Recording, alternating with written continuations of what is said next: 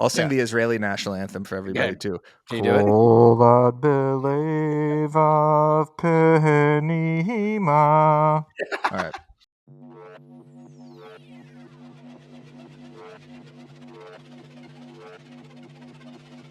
Hello, everybody, and welcome back to the Walkthrough Podcast presented by BAM. Where here on this show, we walk you through trending real estate and marketing topics each and every single week in real time with the best professionals in the business. My name is Dan Oneil, Danny Deals, and I am El Capitan of BAM, a team leader here in New York and Florida, and I am absolutely in one today, and I have been in one all of December. Yeah, I'm that excited, and I'm even more excited to moderate today's show. Put your hands up, Eric. Joining me as always, what a year of the walkthrough, huh? One full year. Byron Lazine passes the torch down to the boys. Joining me as always is my co-host, co-moderator here. Somebody get this man a Hanukkah gift, please, for the love of God. Eric Simon. Eric, how you doing, buddy? Did you get a gift yet? No gift. I think maybe for Christmas, but I don't know what happened. 8 days went by. I didn't get one gift, not from my wife, not from my dog, not from my parents, not from my sister, not from my friends. I don't know what's going on. People just forget Hanukkah when it's early. When it's December 6th through the 15th or 7th through the 15th, people forget it. So well, that's a damn shame. You know my what, buddy? gift, you want give me a gift here. Like this video and subscribe to the channel. There's a gift for you. How about that? Little engagement hack right there. Make sure to like and sub. Do that for Eric for Hanukkah here. Also joining us today for the first time ever on the show. We are incredibly excited to have you. Welcome to the shit show that is the walkthrough, Miss Amanda Bradford from Crown Homes over in Delaware. Amanda, how you doing? And thank you for joining us. I'm so excited to be here. Thank you, guys. It is our pleasure. And lastly, the tour guide, where to get sushi, where to he's got buyers everywhere. He's all over social media. He's doing everything that we practice and preach. The guy's in BAMX. The guy's a team leader. He's absolutely crushing it. Mr. Jason Cassity from sunny San Diego. How you doing, buddy? I'm doing great.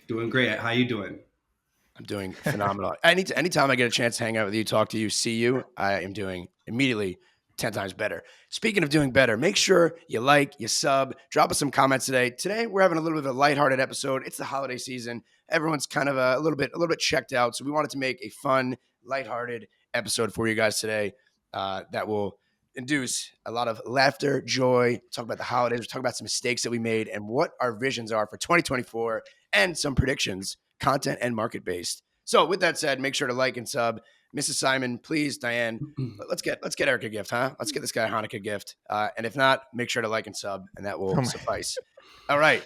Topic number one is NAR's 2024 housing forecast. This is from BAM staff right here. 4.71 million homes are projected in 2024 to be sold. Sorry, I skipped that part. BAM key details the NAR released its 2024 housing market forecast with an improved outlook for home buyers and existing home sales reaching 4.71 million in the next coming year, even more bullish than Redfin's recent projections. NAR's forecast includes little change in median home prices and an average 30-year fixed mortgage rate of 6.3%. Let's go! NAR also expects the Fed to cut rates 4 times in 2024. So between this article, between the Redfin article, all the positive news that's been coming out the last couple of weeks in regards to the outlook of 2024 and what we are to expect, it's incredible, right? So everyone's been doom and gloom. We were role-playing 8%, objections and, or should people be renting? Should they be buying? Now everybody that was on the fence, whether it be sellers or buyers, now at least have something positive to look forward to. It feels like we're a little bit less under attack. Jason, what do you think about the Lawrence Yun, my cousin Lawrence? What do you think about his prediction for 2024? And what is your prediction here as we get into the new year? I do think we're going to see more transactions happen, right? I mean, after 2023, I don't think there's anywhere but to go, but up. This I caution because this happened last year, and so last year is the year where they all skyrocketed like 7.5%, and then in December they dropped to 6.9%. And it caused like a flood of mortgage applications again. And then by mid-January, it was back to 7.5, and then we saw it 7.5 all year. So I want to see it for like a few more months before we start to say like it's going to be, double the production of last year. But I do think that it's trending in the right direction. I think that what they're talking about, the Fed lowering rates 4 times. Again, the Fed rate is not the mortgage rates. That's tied to the 10-year treasury, but that is also continuing to drop. In fact, that just dropped again yesterday. I wouldn't be surprised if when Mortgage News Daily comes out this week, we see another, or later today at like noon, we see another rate drop a little bit later today. So that's all good signs. I think anywhere below 6.5 if it happens to sniff 5.9, we're going to see a flood of buyers coming into the market. Potentially, we're going to see, because that also doesn't necessarily help the cause. If there's 17 offers on every home, it's actually going to be a whole nother issue back like 2021. But if it does, then spur sellers to be able to sell, because that's the other part, is that all this inventory is locked up. So if those rates drop back down to 5.5%, 6%, and then the sellers feel a little bit better about selling their house, so we get more inventory, that's just going to be a perfect storm for everybody. I think it'll be. Are you seeing any pickup in activity in San Diego? Like, for example, when that article came out the next day, we have Zillow Flex, so we're able to see when consumers are like logging back in. And at like 8:30 in the morning, when everyone started posting those green screens, I had like, I think I said it on last episode, we had like 40 people that had jumped in just that morning that had not opened Zillow in 6 months. And now a week removed, we're up to like 224 people that bare minimum, like just signed back into Zillow, right? Yeah. Like that's a lot of people. Yeah, we don't have Flex, so I don't have those data. Like, but basically, seeing that mortgage applications is up is a huge win. Like that's a forward-looking indicator. And so this week, which is based off last week's rate drop, you're starting to see more mortgage applications year over year and month over month. So that's all I've got, and that's a huge win, huge indicator for us. Yeah, Amanda, what are you seeing in Delaware? And do you have a prediction here for 2024? Do you agree with NAR? Do you think it's going to be a tough year, a good year? What are you thinking? I think I agree with Jason. I'm seeing a little bit of an uptick in the buyers that are coming back to the market. I just had an offer I put in personally for myself, and it was multiple offers again, which was really, really odd to see, because I feel like the last few months have been pretty slow. You could get, inspections, seller's assistance, a lot more advantages for the buyers. And next year, I feel like the beginning of next year, first quarter, seems to be pretty packed. I have like 7 listings that are just going to hit right after Christmas. So I feel like people were waiting to see how this year was going to go. And everyone who's been on the sidelines is like, well, this is it. If it gets just a little bit better, I might as well pull the trigger. And Eric, before I pass it over to you for some content predictions, because I know we want to get into that, I was reading a couple of articles here on Twitter and just, looking at some predictions, right? You want to get all sides of it, right? So Steve Harney, that we brought up last week, he actually shared a graph about how it could potentially actually make more sense to now buy as opposed to renting, because of how expensive renting is across the country, and especially in the big metros. There's a graph here that if rates are to remain or to drop down as low as 6 and even 5.5, that actually makes sense to buy as opposed to renting, which I didn't think I would have to say. I'm not going to use the term that Eric makes fun of me for using all the time, but I never thought that would be something that we would be talking about. Second to that, there's another point that I wanted to bring up. So they asked Steve Harney if 2024 is going to be a good year in residential. And again, this is opinion-based, but the facts are that mortgage rates have dropped significantly. We're already seeing a ton of new mortgage applications. And granted, keep in mind, it's December 21st right now. So most people are, we'll wait till, January, right? But we already see an uptick in that. We're actually seeing refis already, which is nuts, in my opinion. And then and then new listings coming to the market have also already increased. So with rates dropping, new inventory on the market, refis coming back, purchase apps are coming back too. 2024 is not going to be a good year, Eric. It's not going to be a good year, buddy. It's going to be a great year. It's going to be a great year. And with that, what can we expect? And what are some 2024 content predictions, Mr. Eric, the Broke Agent Simon? Let's hear it. I think Jason had a quick point on the housing prices there. He had his little hand up. So, Jason, what do you got? First of all, sorry, I'm not looking. So one thing we really have to factor in too is that this year was hard for a lot of people. The last NAR report was 60, 70, 100,000, whatever agents got out of the business. And those numbers won't really reflect until January, when they have to re-up their NAR dues, and then they just choose not to. So I bet you that number is really going to be like 6 figures plus. So even if 2024 is the same amount of business as 2023, which I do think it'll be a little bit more, the amount of agents who left the industry, it's a good indicator for the ones that were able to stick through it. So I think that you'll see a couple factors bumping business up for the agents that stuck around. We need more agents in the business. I know it's bad for you guys, but I need more agents because I need more followers on the BA account. I need more new blood to find BAM so we can indoctrinate them into the BAM ways, and they could join BAMX, use code Frosty for 25% off. They need to all get their license and come back into the business. But Dan, I do have some predictions for 2024 that aren't about the housing market, if that's okay with you. I would love I think the Niners are going to win the Super Bowl, Jason. That one's for you. Wow. I think the Yankees are going to win the World Series. Yes. We're the best team by far, right? What? I think the Yankees are going to win the World Series because they're going to get Yamamoto or Yoshinobu from Japan. I think that content is going to shift to long form a little bit. I think people are getting sick of the reels. You see it with your views. You see it with your engagement. Katie Lance, Cassity, our favorite Inman in-house social media person, Shout actually out to had a great Katie. Instagram post the other day where she said she's getting sick of these talking head videos and these super highly edited clips. And we're kind of shying away from these on the BAM account because we're noticing the performance is falling off a clip. So we're doing way more just general feed posts, and we're focusing so much on the long form. It's the agents that really double down on 4-minute videos, 5-minute videos that are building trust in this market. So Jason, get back on that 100 videos in 100 days. Amanda, start your YouTube channel if you haven't already. Do you have a YouTube channel, Amanda? No, not at Okay. all. We It's always time. did short form. It's time. Okay. Yeah. It is. And the short form's great. Like 2020 through 2022, it was the TikTokification. It was the virality. It was the lip syncing. It was the pointing. It was like, how can I capture people's attention on Instagram? Everyone has seen all of this at this point. It's time to go back to long form. It's time to get into blogging. It's time to get into your emails. And then I also predict that BAM is going to explode. It's going to keep climbing up the ladder of Real Estate News Network. I predict that the Inman Conference attendance is going to be down 50% at Inman Connect this year because people are sick of seeing the same speakers over and over again, saying the same thing, pontificating on panels. And then I predict that BAM Mania in April is going to be the most epic event. And then listen to this. We're hosting an event called the BAM Pro Bowl the week before the Super Bowl, a live digital event. You know who's singing the national anthem? Amanda Bradford. Let's go. Right here on this panel. We are going to all stand up. We're going to have thousands of live viewers. Amanda is going to sing the Star Spangled Banner and is going to be bookended by Ryan Serhant giving a talk. Amanda, are you pumped for that? This is going to be an epic event. I am. I just hope it's not live. We're gonna have to pre-record that, but We'll pre-record that. I kind of want aspect. like a flag, like Can we do Canada? We have to do Canada too. You have to do both. You have to do "Oh Canada." Shout out to the Canadians. I can do that. I'll learn it. Right. I'll sing the Israeli national anthem for everybody too. Can you do it? All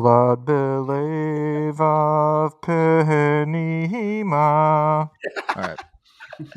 Anyway, those are my predictions for 2024. It's going to be a great year. I think the long form content is what's going to rule. Check out that Pro Bowl. It's going to be awesome. Amanda's going to deliver a great Star Spangled Banner. And Dan, I finally get to introduce someone singing the Star Spangled Banner.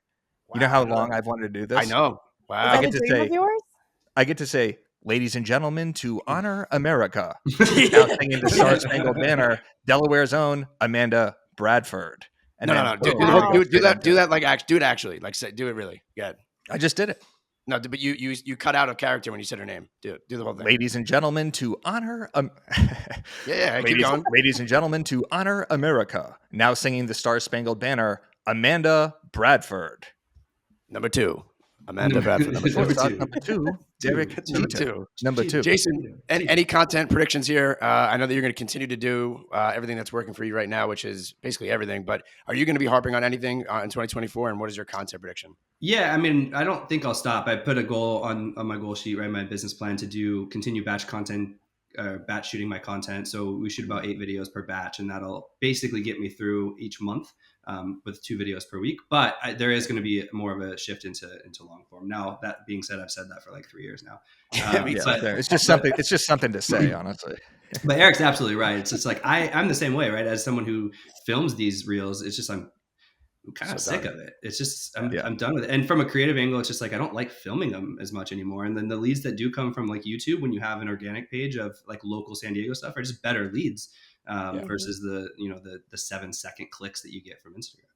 Jason, you want to do an accountability bet between you and I? Because I've been doing it I have it on my whiteboard here for the last 3 years. Do you want to make an accountability bet? Maybe we'll do it for the first quarter, 3 YouTube videos a week. Yes. Love to. Amanda, are you in? What about Amanda? Is she in this bet? She's got to start her YouTube channel also. Can I start with 1 video a week? Yeah, 3 is aggressive. 3 Yeah. YouTube videos. Yeah, that's more than so easy.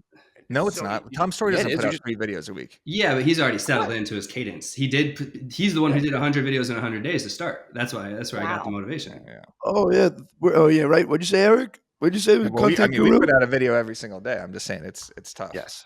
But I do believe that you could just throw on your computer right now, right? And I could talk about anything that's happened within the last week. I could talk about why you should move to New York or versus Tampa, St. Pete, all those things. Like I have 1,000 ideas right now. I just don't do them for some odd reason. And I know that I need to. I'd love to see those ideas popping out of the Danny Deal's head. Yeah, show them. You got them right there? There you go, buddy. Those are names. Those are names on your hit list right there. Delta Airlines. Did you see Islanders yours? -25 in the three-way. Did you see Eric's is the first name up there? You're the first one to go, buddy. Good. Amanda, good. what are your 2024 content predictions? Are you going to be doing YouTube that's our buzzword for 2024 here, as you can tell. I love that. I would love to do more YouTube videos, more localized videos. I think with the short form, it was so easy to just like talk about general information about real estate and not focus so much on like Delaware related content or your state related content city. I'm expecting a lot of agents to kind of fail a little bit with AI doing a lot of these videos. I think the hyper edited videos, like Eric said, it's just becoming so overdone. And I think more organic videos of just seeing the agent talking instead of just like, things popping up all over the place is a little bit too much sometimes. So the agents that are just getting started with content are going to kind of backtrack and do the things that are overdone now and use AI controlled content, captions, video editing. So I think the people who are going to thrive are the long form for sure. Yep. That's a great Agreed. prediction. And you're so right. All the things popping up. We just posted a BAM video yesterday, a Byron Hot Sheet clip. And there were so many things popping up. I almost puked watching the video. Like I it was drama I felt like I was watch on a roller. I felt like I was on a roller coaster. It's a great edited video. And Jason, your 40-year mortgage video, which actually crushed, that had a lot of things popping up too. But it's just we're becoming numb to it almost, where it's just so many different things. It's like, come on. Anyway, if you want to start your YouTube channel, if you want to, Dan, where are you going? Are you leaving the episode right now? I was going to fix my seating, and then you started, and I didn't want to interrupt you. Okay. Go ahead, Jason. So kind of what Amanda just said there too, like the rawness of like an IG live has been really interesting to me. So like you'll see like Kristen Clowry and Andrew down in Austin, they go live on Thursday at like 4:30 my time. Luca does this too, like right before his Discord thing, he'll go live for like an hour, 30 minutes. Matt Leonetti does a good job of that. Just once a week going live for like 30 minutes and just talking. I think that's going to be a goal for me this year too, because I think people are so over the edited stuff and they just want to see the kind of the raw behind the scenes stuff. So IG Live is going to be dialed. How about this? You do a weekly market update video. You start a broadcast channel. You call the broadcast channel your weekly market update. You film a minute-long video and you just send it to the followers that are in that broadcast channel. That way you're not DMing it to them, and that way you're not posting it to your feed and it's showing up in their messages. That's an idea right there. If you want more ideas like that, Dan, if you want more ideas, you got to join BAMX right now. We are celebrating the holidays. 25% off our biggest sale in BAMX history. Use code FROSTY, FROSTY, like Frosty the Snowman at checkout for 25% off. We have our YouTube courses. We have our Instagram trainings. We have our bi-weekly mastermind. We have more content in there than anyone has put out in the history of real estate. It is the best platform. Get in there right now. Link in the description. Let's go. Dan, let's get into the biggest mistake people have made. I would love to, but you guys skipped over my predictions. Completely skipped over my predictions. Give me your predictions real quickly. Okay, UFOs, aliens are here, confirmed. Islanders are going to win the Stanley Cup. Long form video, agreed. YouTube, email list are going to be huge. There's going to be half our industry that drops out. Real is going to gain 500,000 agents, and then by Q3 they will all leave for Douglas Elliman or Compass. And everyone should start a podcast because podcasts are going to take over. And yeah, that's about all I had. Podcasts are going to take over. This is a new development in 2023. What is this, 2006? No, but you know what though? If you see all these like all these videos on like TikTok and all these short like little clips, it's basically just an entrepreneur with like terrible lighting, right? It looks like they're in a cave, and they just say the most ridiculous shit. It's like, yeah, every entrepreneur has to sell drugs at one point in their life. Every entrepreneur had to be a criminal, and then they just spew some garbage, and then it goes viral. But these podcasts think about it. The last 3 times our marker of the week, it's been a podcast clip. So I think podcasts are going to be huge in 2024. If you want to learn how to start a podcast, get all the equipment. We have all that in BAMX also. Okay, let's get into the biggest mistake that you've made of this year. Amanda, what's the biggest mistake you've made in 2023? I'm so embarrassed to admit this. It's a good mistake, then. I know. Yep. I kind of fell victim to one of those TikTok sales gurus who sell a program for way too much money. And I did it. What was it? Was it BAMX? Use code Frosty at checkout. Use code Frosty the Snowman, 99% off. What was That it? was an Airbnb type, how to find great Airbnbs, how to set them up. I don't know why I was like, I'm ready to do this, and then of course Airbnbs have kind of taken a shithole recently, but I wanted to do it so badly, and then I did nothing with it, and I So just Wait, So was it like a scam or was it on you that you just didn't like? No, it was totally.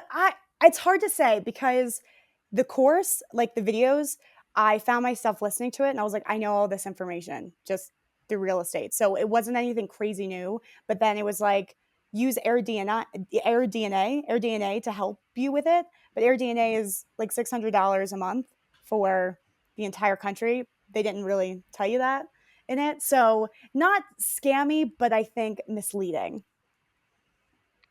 Yeah, I think any sort of Airbnb drop shipping, Yeah. merch sales, anything like that you see, or how to make money on Shopify, flipping anything. Ryan Pineda started flipping couches. These are all He scams. still is. These are Yeah. all scams. These are all how much is the course? Like $400? No. Oh, Tell us. I can't, guys. I Oh, actually you gotta can't tell say us. it. You gotta Say tell it. us. No, Tell I me it can't. was. Say it. Tell me it was This is $1,000. I'm not even. 5,000. Okay. 2,500. So there's 40,000. ranges. It's a 10,000. range between 1 and 10. Okay. It's not. Okay. It's not the lower range. 75. Okay. 7,500. Oh my Got God, it. you got So Oh this- scammed. my God, you You paid got $9,000. That's got a down payment on a scammed. house. You got scammed. I swear to God, my husband holds this over me to this day I would too. because I made the worst Dan, I mistake. feel like we have spent more than $5,000 on stupid stuff too, though. What do you mean? I spent $25,000 to pretend that I got hacked to get a blue check mark a year ago. Dan Literally spent 25 grand. $5,000 at Bottle Blonde a week ago. I did. I also spent. What did I just do? That was absolutely insane. I signed up for something that was. Oh, you ever see the WhatsApp stuff where you get like a WhatsApp message and they're like, "Hey, we can get you verified and make sure you never, ever get hacked again in your life. Just PayPal us $10,000 and we'll protect you for life." And I fall for it like once a week. It's horrible. You just keep falling for it. I just Just keep every week. You're telling me you haven't fell for that before? The WhatsApp message. I fell for it 7 years ago. Well, I fell for an Instagram scam 7 years ago. Same thing. They said they were going to get me published in a bunch of articles on Vice, a documentary, a personal interview, everything. Wikipedia And this page. is when verification really mattered. And I was like, I have to do this to make this brand worth something or appear more legitimate. But I didn't pay. I paid $500 for it. Yeah. And then I did That's not as bad. another It little adds one. up. But look, Jason, we're all susceptible to scams. Jason, what's your biggest mistake? Dude, I don't know if mine's as good as the Airbnb one. I think I lost a little bit of my time blocking when we moved over to Real. We didn't have an office for like 4 months, and I lost some of my routine. So until now, we have an office. I leased an office, so my team has a place to go into. But that 4 months that I didn't have an office was like a rattle for my work routine. You know what I mean? And I was always an office guy. Dan, we've talked about this on the show. I think we've talked about this before, like how important it is to be in an office with your team, having the camaraderie, which we have once we were able to lease our office. But there was like a time there, not saying that the whole move was a mistake, but that little period, I let myself get off kilter. I was trying to work from home and some stuff like that.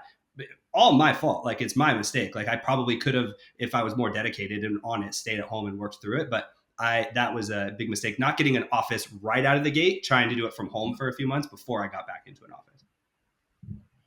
That's accountability, baby. That's being a leader. Love that you just said that it was your fault. I wrote down a lot more mistakes than you guys have here, which is going to make me feel a little bit uncomfortable. But He only said one. I could have written down more. okay, should I just do one? Go through your top. Go through your top 5. All right, top 5 is becoming friends with you. Not being in my P&L. On a more serious note, not being on my P&L every single day, which I should have. And that kind of leads into being a little bit too generous, whether that be with splits for the team, whether that be with direct mail, really just not having my finger on the pulse because I was trying to do too many things at once and I was moving too fast. So what I'm really going to work on for 2024 is to kind of like just slow down a little bit, like take my time, really get more organized in the P&L, really make sure that I'm tracking every dollar that comes in and goes out. It gets to a point where, you know, and Jason as a team leader and Amanda with your new position too, and even Eric, right, as now you're a business owner, you have so much money's coming in, but at the same time, the same amount of money or close to it is going out.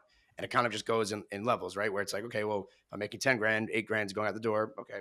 But when you get to a bigger level, it's a little bit harder to track every single expense and every single dollar that comes in and out. And as part of me growing up and being more mature, business maturity, I really need to do a better job of putting that in a P&L, putting that in an expense tracker, and really making sure that I know, and I'm making sure that we're profitable. Because I'm going to be totally honest, there was a point here in this year where we weren't profitable, and it got a little bit scary. Thank God I had reserves and I was able to course correct. But it's really easy when the market's good, you're selling, you're doing really, really well. But it also is very easy when you're very generous, and if you're just a yes man and you're not paying attention to those things because you're going too quick, for that to go upside down. So that's really probably, I would say, the biggest mistake. And honestly, just, I don't even want to say it's a mistake, but the brokerage that we did in Florida, so many lessons learned, right? Like so many lessons learned, whether it be recruiting, whether it be just opening up a brokerage. I've learned a lot this year. So I'm not even going to say that these are mistakes, except for the fact that I became friends with Eric. But these are all learning lessons that I'm going to be carry with me for honestly the rest of my life, and really starting in Q1 of 2024. And I'm really excited for it too. So Thank you. I appreciate that. We actually became friends in 2020, I believe. So it's been 3 years of hell for both of us. I went to the West Coast 2 times this year for your bachelor party and for your wedding, buddy. Oh, Yeah, this I'm year. sorry. That was how horrible of me to invite you to 2 of the biggest days of my life. What an asshole I must be, huh? Touche. And the last thing too is biggest mistakes, leadership. I was not a good leader this year. I was uncommunicative. I was just burnt out, right? Doing too many things at once. And I love that Jason just took accountability for it. So all of these things, they all fall back on me. I know that. So yeah. All right. My mistakes. First, Amanda, that's the best mistake I've ever heard. And Oh, great. it's good. I like it. Everyone is susceptible to that. And you see these TikTok ads. They're so good. They just lure you in. My biggest mistake, Dan, I think, is not doing the funny stuff. I basically got so involved in posting and getting emails and doing webinars and doing everything I can to provide value and come up with these clips and these hooks and filming continuing ed videos that I kind of lost sight of what got this brand to where it is in the first place. And that's just being funny and doing funny content. So I haven't done any on camera funny stuff like me in a year and a half, basically, besides just like making little jokes on the walkthrough. I haven't done any skits or any funny reels or anything like that. So I do want to get back into that. And I also want to do something with the Leonettis or the Property Brothers-in-law and actually create like a short form comedy sketch where it's like a funny real estate show. That's always been the goal of the Broke Agent. When I first launched, I was like, this has to become some sort of show. Now we finally have the platform on YouTube, on Instagram to just publish it and not, have it get picked up on anything. We could just do it ourselves. So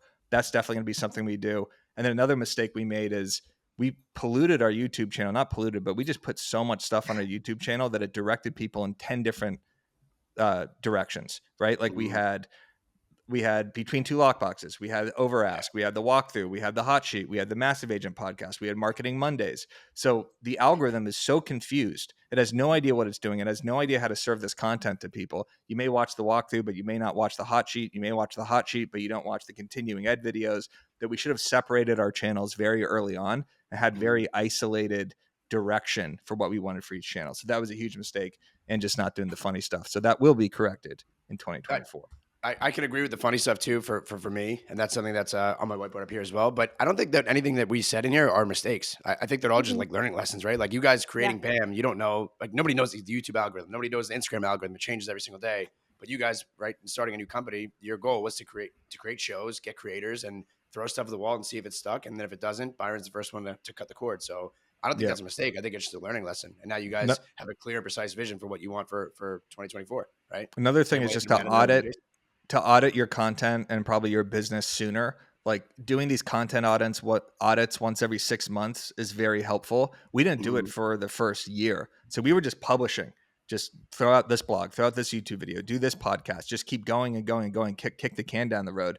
And then you're like, what is actually converting? Are people watching this? Where can we tweak it so we're having more retention? How do we mix up the thumbnails? So just make sure you're auditing yourself. Yes, and not even just content either. Like that's a great point. Like Jason and Amanda, do you guys audit your business, right? Like the same way that I was mentioning my P&L. We just spent 21 days doing a complete audit, and it was the worst feeling on planet Earth, seeing how much money I left on the table, how much money I lost. But it's a tough pill to swallow. Have you guys audited your business, and are you prepped and ready for Q1 in the next 2 weeks? Yes. Yeah. I'll go first. Yeah. So but not always like I should. So I try to budget in or calendar in at least once a month, sitting down and going through the P&L. But all of last year that didn't happen as regularly as it should have. And so you're right. So you get to the end of it, you're like, holy crap, I was paying subscriptions and bomb subscriptions and Zillow. I pay for Zillow market-based pricing. So I'm like, but we didn't get the ROI. We should move zip code. We should have moved zip codes three months ago. And then from a lead perspective, as a team leader, if I'm not being accountable on the leads that are coming in, you get to the end of the year and you find out like 4 or 5 deals that closed that didn't close with you. That talk about a gut punch. You know what I mean? Where you're like, holy crap, you put out like a blast email and then they're like, I already bought. And I'm like, well, that's on me again because of the accountability piece. And so it hurts, but you have to make sure you stay up on all that. Yeah.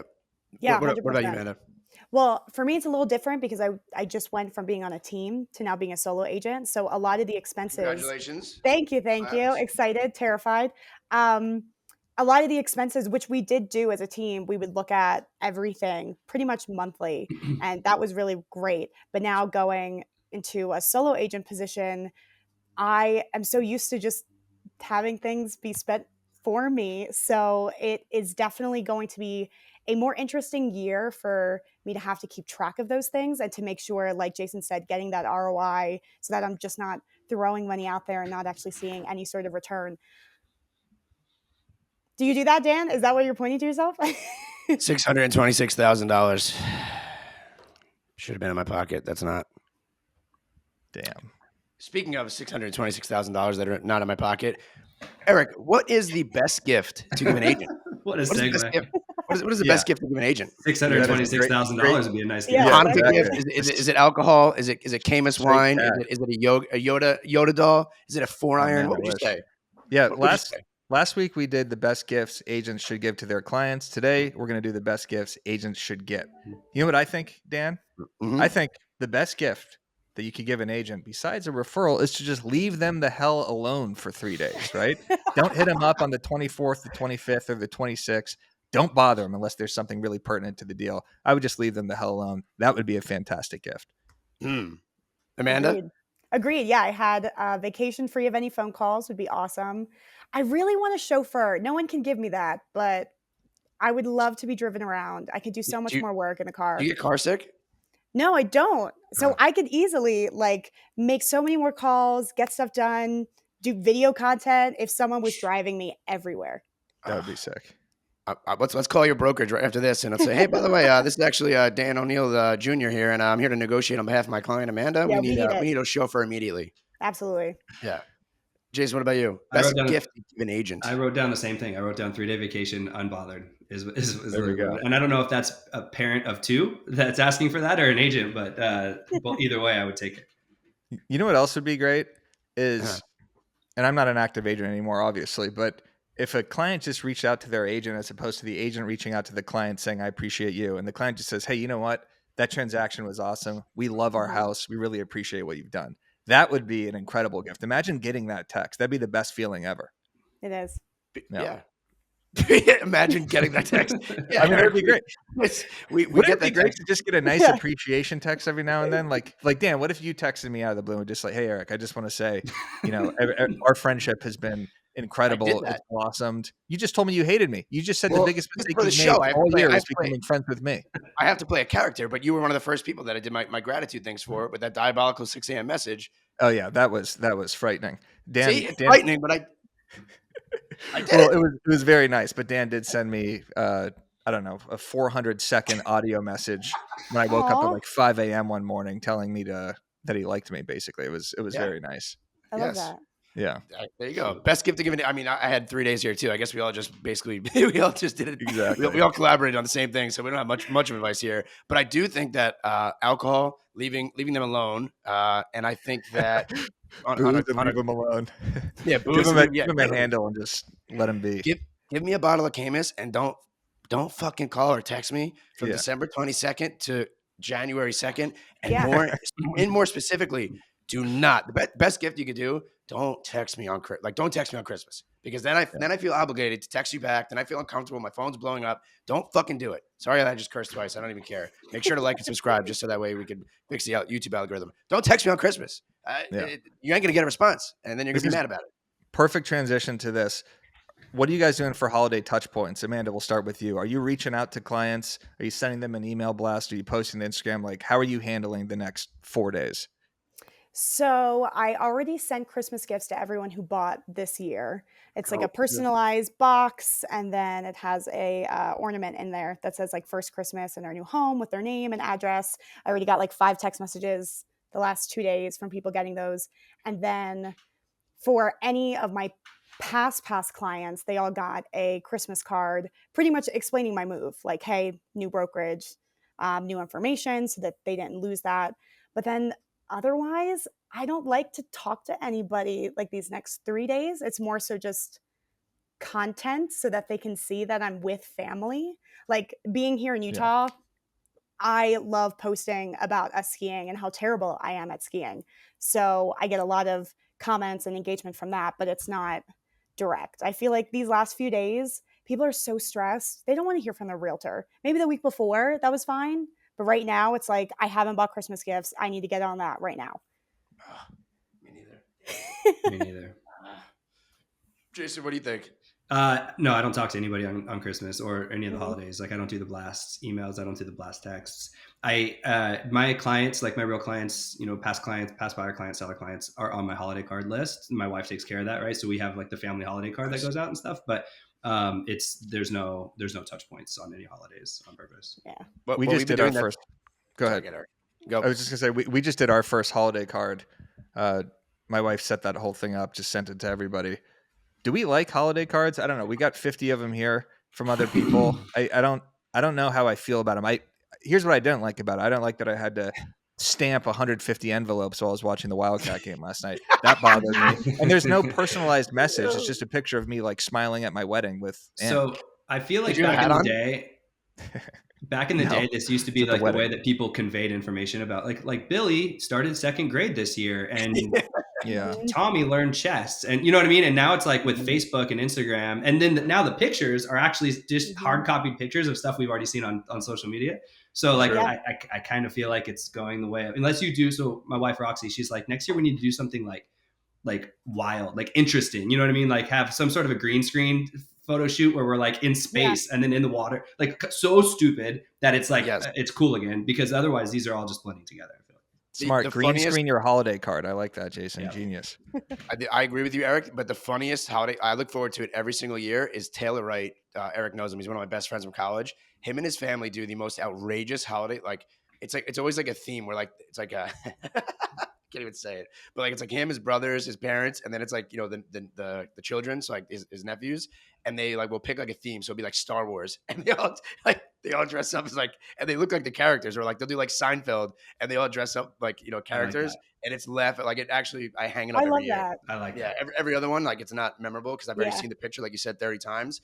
What we've been doing is sending out, we use audience.co. So it's an AI platform that essentially you handwrite one time, because if I handwrote 1,000 letters of direct mail pieces, it would look like I drew it with my left foot. So we use audience.co. You write it down one time, and then you just change the name with the address, and it actually looks like looks like a handwritten note. And I include a scratch off or two. I love that. That's great. Somebody actually won money off it too, and I was like, hey, congratulations! Like, damn it. But it goes such a long way because they truly feel that it's like a handwritten note. And actually, I have an example right here that I can show you. One second. Hold on. Look. Just Yeah, yeah, exactly. He's out. Oh, there we go. Right here. That looks like I wrote it. Oh, wow. Yeah. It looks handwritten. You leave them alone. I just spilled water everywhere. Damn it. You leave the people alone, right? You're not calling them. You're not, messaging them, whatever it may be. And what I've been doing is just trying to knock out 10 video messages a day, like leading up to the holiday. So that way I'm not doing it on Christmas and just saying, hey, thank you so much. Just wanted to wish you guys Merry Christmas, Happy Holidays, so on and so forth. Happy New Year. Thank you for everything. Appreciate you. Grateful for you. All past clients, everything, people that are in the industry, and all their responses have been incredible. So it's getting these out of the way now and just time blocking yourself 20 minutes, 30 minutes a day to do them. So that way you're not strapped during Christmas or Christmas Eve. Don't fucking text me on Christmas Eve either. That's the worst. Jason, I think you called me out on this, but I've been using the Katie Day method, or at least promulgating the Katie Day method of sending DMs, audio DMs to people saying, hey man, Merry Christmas. Hey man, Happy Thanksgiving. It's so creepy getting an audio DM. It actually is. Like imagine getting that one it scares you and you don't really know how to respond back. So I think the video is so much better. So there you go. All right, so last one here. We have two more points to wrap up this. Make sure you like, make sure you sub. Again, this is a lighthearted episode. We don't have topics for you today. We're just riffing. We're just riffing to end the year. I want to know, Eric. I know what I'm going to be posting over the holiday. I've spent $800 in the last 3 years on Grinch outfits because for some odd reason I just throw them out every single year. So I have my 2 Grinch videos that I always do coming out at the end of this week that I think will be funny. Who knows what Eric has to say about it? But Eric, what should agents be posting over the holidays? And I'll pass this to everybody too. And do you think posting on the holidays is smart or is it not smart?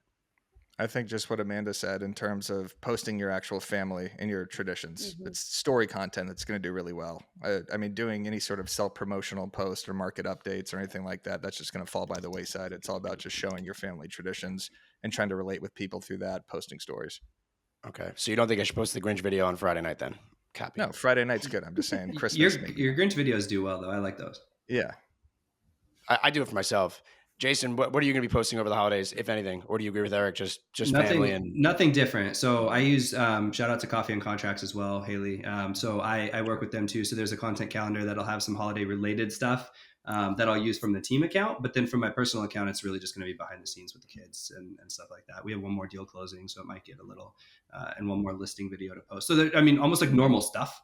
And to continue. Now the thing is, like on Christmas, I do feel like the usage is up. Like people are just sitting at home enjoying time with family, but also on their phones, like after they eat. So like, I think you should have something in your circle, in your Instagram circle, just to be relevant, but it doesn't need to be like curated. Yeah. For my family, Christmas Eve is really big, right? So it's like it's the party. It's where everyone kind of like gets banged up. I order all the Christmas gifts on Christmas Eve. Christmas Day is just like, and again, everyone's family is a little bit different, but for me, Christmas Day is like you just wake up hungover, you open up gifts. My mom gets me socks. Shout out to my mom. I know she's gonna be watching this, and then it's kind of just like go off and do your own thing, right? Like as a kid, we'd play video games, or we would just go buzz off, or go back to sleep. I don't know. So Christmas Day, I feel like I am sitting there kind of like on my phone. So I actually do think I might test the water. I might dip my feet in this year. Maybe I'll post a reel or a YouTube video that me and Eric now, me and Jason have a bet on, and maybe I'll see if that gets any engagement, or I'll just get shadow banned for life. Who knows? All right, last thing here of 2023. Y'all ready? Yeah. What is your 2024 vision or some goals, Mr. Jason Cassity? What is your vision for this year? You're going to like this one. This is my New Year's resolution, and it's straight out of the Dan Oneil playbook. Oh, no. I'm bringing fashion back. Oh, no. I'm bringing fashion back in 24, baby. I feel like with my brokerage specifically, real, the t-shirt, the sneakers and stuff like that has become a thing. And it's a very casual atmosphere, which again is fine. I love the people who, you know what I mean? Everybody does their business differently. But I feel like when you're suited up, there's something to your business. When you show up at work at 8 a.m. or whatever your time is, and you are suited up, a la Mr. Danny Deals, Dan Oneil, you just perform better. So as you notice here, I'm already in dress shirt. I just picked up, obviously I just like tailored 2 of my suits and they got the rest back from the dry clean. Like 2024, I'm bringing fashion back, baby. Woo! Wow. All right. That could have went in so many different directions when you said I'm taking something out of Danny Deals' playbook. I just sweating. Amanda, what about you? What is your vision or your goals here for 2024 as now recently a new solo agent? I need to, my New Year's resolution is to automate everything. So really make it so that my job can kind of do itself without me having to focus on it too much, whether that's like emails going out during the transaction, video content that's being posted itself. Like I just want it to be like ready to go. But if I'm having a shit day, I don't have to worry about things not getting done. I'm still actively doing things that are money making and producing for me. So that's kind of my New Year's resolution. That probably goes into a lot of time blocking as well. But using the technologies we have for sure. Yes, I think I have not touched. No, I'm building on this. I've done basically nothing with AI, which is insane because we're running a media company. We have with video editing and everything, but I have not even scratched the surface of even ChatGPT or video editing or blogging or anything like that. So one of my resolutions is to actually be at the forefront of that, because if we're going to keep doing the walkthrough show, which of course we are, but keep talking about AI and stuff, I need to actually be using it. So that's one of my resolutions. And then also to blog way more. I love writing and I love blogging.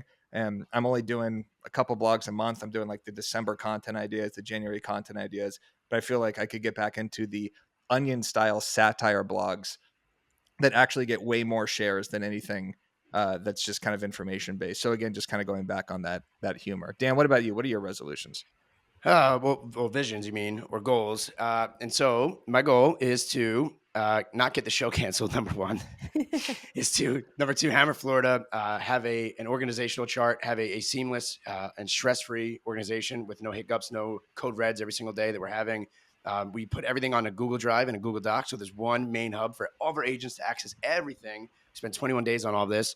Asana board, like different lead sources, right? So not just having all of our eggs in one basket, whether that be Zillow Flex, Realtor.com, or it be something that Tom Ferry is going to be launching pretty soon with Christianos. Build out an ISA team, build out a TC team via Virtue Desk. Shout out to them. There's no promo code here, but we need one. To blog myself, just like Lindsay Joe's been doing, right? Once a week, even if I just say it because I can't type. Get back into my funny content. And then these are the last two that are the most important to me. Get myself back to 100%. So whether that is hiring people out, right? So that way I can get back to doing what I like to do, which is selling, relationships, content. And right now I'm operating at, I'm like 10% of myself, which is not beneficial to anybody because I'm doing, $4 an hour activities rather than the CEO activities. So that is my vision, is to be able to get back into production and get back into just being myself, and also mindset. So in the last like 20 days, I've done a 120-day challenge of like a morning routine. I never told anybody this, but like cold plunge, you're gonna make fun of me. I know. No, you haven't. Yeah, I have. Come on. I didn't buy one. I didn't buy one. They have one that actually gotten in a cold plunge. Yeah, for like 30 seconds. I'm getting better at it. It's at Equinox, whatever the hell the place is called. And sauna. But I will tell you the truth. I'm journaling it. So if you want to see it, I got the Whoop back on. But how much it's helped though, like even just not looking at my phone, I swear to God, in 20 days out of 120, these are my rules. And if anyone wants to follow this, I'm telling you, it's been an absolute game changer. Like when I'm stressed, isn't even stress anymore. So what I'm doing is my morning routine. I don't look at my phone for an hour. So like normally I'd wake up and it'd be like, I'm waking up late, like, oh God. And then there's just fire. Oh my God, code red, call me immediately. It's 8 a.m. Everything is crumbling. And it's just immediate anxiety, right? So now I don't look at my phone. I get up, I go, I not meditate, but I do a little stretch. My joints hurt. It's cold in New York. I then will change, let Ernie out, go to the gym, or Equinox, right? I do a little cold plunge, I do like 25-minute hot boy walk. Still not looking at my phone, by the way. I'm coming up with so many more content ideas. I'm getting so much more like mental clarity. I'm taking vitamins. And what that's allowing me to do now is at 9 o'clock, now I'm picking up my phone, showered, I'm ready to go. I feel good. I feel refreshed. As much as I want to make fun of the cold plunge, but it's making me so much more productive and it's helping with my mindset so much. And that, yeah. So, and I'm only allowed to drink once a week. So I'm allowed one send a week. That's it. So far, nice. So good. That's you know what else? Like, my last vision? Like everything combined in one. That's cold plunging. That's not looking at the phone. That's drinking once a week. That's vitamins. You just added like every podcast guru's thing all into one formula. So that's great. But there's a reason why they're successful. I mean, yeah. I'm the first one to make fun of it, but like I'm telling you, and I think I overdosed on vitamins the other day. I took too much like vitamin D, I swear to God, I was like, I'm sure you did. I'm telling you, man, it was really bad. I believe you. I have one more vision for you, Eric, and this is my last and my biggest vision. All right. My vision is for everybody on planet Earth to get into BAMX using the code FROSTY. Get into BAMX right now. We have YouTube videos every other week. We have bi-weekly masterminds. Eric's in there daily. The guy's in there. Every minute he's in there commenting, engaging. It is the best resource for an agent, for a brokerage, and for a team. And that is my vision for 2024, is that every person, even if they are an infant, is to get into BAMX. Stay frosty. Right. Sign up the entire family. Stay frosty. Thank you, everybody. Hope you have a happy holiday. Have a great 2024. Amanda, fantastic first episode. We have to have you back. Jason, the sushi video of the year. Fantastic. We grant it. Video of the year. We were going to play some, but it's the sushi video. It has to be. Haley, we'll play that right now. Thank you, guys. Here are my 3 favorite restaurants in San Diego. Number 1 is Hane Sushi. I'm a little bit biased, but I think San Diego has the best sushi in the nation, and Hane is my favorite spot. Located in Bankers Hill, Hane is a real unassuming restaurant with low lights and a cool atmosphere, and has the best toro to be found. Also, they rigged their tap, so they have the coldest beers in San Diego. Woo! See you guys next year. Oh, fuck, I hate when people say that. Can we cut that part? That's actually one of my biggest pet peeves. This will be in the outro.